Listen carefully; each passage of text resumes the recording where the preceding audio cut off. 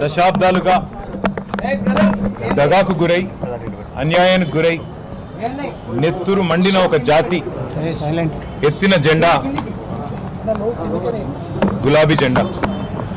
సరిగ్గా 25 సంవత్సరాల కిందట త్యాగాల పునాదుల మీద ఆనాడు తనకు అప్పుడున్న పార్టీ ద్వారా సంక్రమించిన డిప్యూటీ స్పీకర్ పదవికి, శాసన సభ్యత్వానికి, అట్లాగే పార్టీలోని రాష్ట్ర బాధ్యతలకు అన్నిటికీ కూడా గుడ్ బై చెప్పి తెలంగాణ రాష్ట్రం ఏర్పడితేనే ఒక స్వీయ రాజకీయ శక్తిగా తెలంగాణ ప్రజలు ఎదిగితేనే ఈ ప్రాంత సమస్యలకి చరమగీతం పాడొచ్చు, శాశ్వతంగా ఈ ప్రాంతం గతంలో ఏదైతే సిరి సంపదలతో తొలతూగిందో అట్లా మళ్ళీ ఉద్భవించవచ్చు అనే ఆలోచనతో పెద్దలు కేసీఆర్ గారు ఆనాడు 25 వసంతాల కిందట పార్టీని ఏర్పాటు చేసి కొండా లక్ష్మణ్ బాపూజీ గారు ఇచ్చిన ఆశ్రయం జలదృశ్యంలో జెండా ఎత్తిన విషయం మీకు తెలుసు. మరి 25 సంవత్సరాల్లో ఒక అరుదైన చరిత్ర కలిగిన పార్టీ బీఆర్ఎస్ పార్టీ. మొదటి 14 ఏళ్లు తన పోరాటంతో తెలంగాణ ప్రజలను ఐక్యం చేసి తెలంగాణ జాతిని మొత్తంగా ఎక్కడికక్కడ లక్షల సంఖ్యలో సమీకరిస్తూ వారికి తెలంగాణ రాష్ట్ర ఏర్పాటు ఆవశ్యకతను బోధిస్తూ అంబేద్కర్ గారు చెప్పిన విధంగా బోధించు, సమీకరించు, పోరాడు అన్నట్టుగా అడుగడుగున పోరాటాలు చేస్తూ ఢిల్లీ మెడలు వంచిన పార్టీ ఈ గులాబీ జెండా పార్టీ, ఈ బీఆర్ఎస్ పార్టీ. 10 ఏళ్ల పాటు ప్రజలు అధికారం ఇస్తే మరి ఒక బాధ్యతగా భావించి రాష్ట్రం సాధించిన పార్టీకే ప్రజలు బాధ్యతనివ్వడాన్ని ఒక గౌరవంగా భావించి రాష్ట్రాన్ని అగ్రభాగాన 10 ఏళ్ల తన పరిపాలనలో నిలబెట్టిన నాయకుడు మహానాయకుడు కేసీఆర్ గారు. అట్లా నడిపిన పార్టీ బీఆర్ఎస్ పార్టీ. అదేవిధంగా గత 2.5 సంవత్సరాలుగా ఈ దుర్మార్గ అరాచక పాలనకు వ్యతిరేకంగా తెలంగాణలోని కోట్లాది మంది అణగారిన వర్గాల తరపున, అణగారిన ప్రజల తరపున ఇవాళ వారి గొంతుకై నిలుస్తున్నది బీఆర్ఎస్ పార్టీ.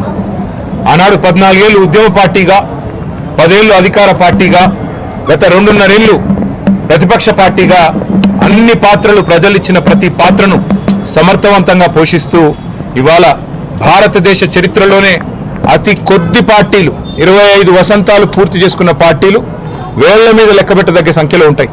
ఆ కోవన చేరింది బీఆర్ఎస్ పార్టీ కేసీఆర్ గారి నాయకత్వంలో. మళ్ళీ ఒకసారి ఈరోజు పునరంకితం అవుతున్నాం.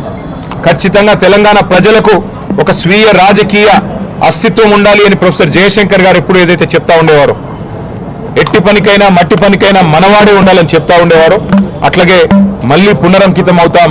తెలంగాణను కాపాడడానికి, తెలంగాణలోని ఈ అరాచక కాంగ్రెస్ బీజేపీల నుండి తెలంగాణను మళ్ళీ ఒకసారి పట్టాలు ఎక్కించడానికి కేసీఆర్ గారి నాయకత్వంలో అందరం సమిష్టిగా ఐక్యంగా పోరాటం చేస్తాం.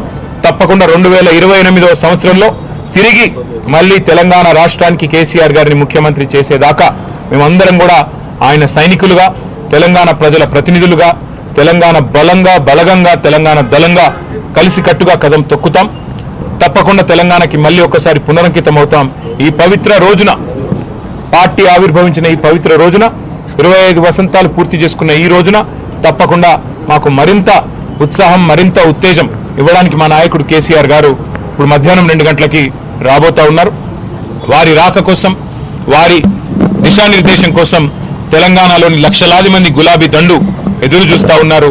ఈ సందర్భంగా వారికి కూడా నేను హృదయపూర్వకంగా 25 ఏళ్లుగా ఎత్తిన జెండా దించకుండా పోరాడుతున్న ప్రతి కార్యకర్తకి, ప్రతి నాయకుడికి, ప్రతి అభిమానికి, ప్రతి కేసీఆర్ సోదరుడికి, సోదరికి, సోషల్ మీడియాలో కూడా మా తరపున ఉధృతంగా పనిచేస్తున్న సోషల్ మీడియా వారియర్లకు, మాకు అండగా నిలబడ్డ జర్నలిస్టు మిత్రులకు, కవులు, కళాకారులకు, ఉద్యమంలో మొదటి నుండి ఆయువు పట్టుగా నిలిచిన మా విద్యార్థి సోదరులకు, అట్లాగే తెలంగాణ సాధనలో కీలకంగా పనిచేసిన ఉద్యోగులకి, అట్లాగే తెలంగాణ సాధనలో కీలకంగా పనిచేసిన మా న్యాయవాద మిత్రులకి, ప్రతి వర్గానికి, సబ్బండ వర్గాలకు, సకల జనులకు శిరస్సు వంచి ఇవాళ తెలంగాణ సాధనకు తోడ్పడ్డ ప్రతి ఒక్కరికి, కేసీఆర్ గారితో నడిచిన ప్రతి ఒక్కరికి హృదయపూర్వక వినమ్ర ధన్యవాదాలు తెలియజేసుకుంటూ ఈ సందర్భంగా మళ్ళీ పునరంకితం అవుతూ పునరుత్తేజంతో ముందుకు పోతామని తెలియజేస్తాం.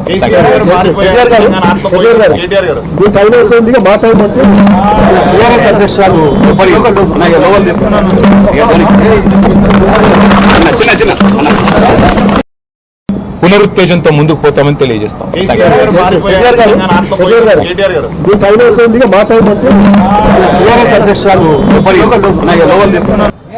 నెత్తురు మండిన ఒక జాతి ఎత్తిన జెండా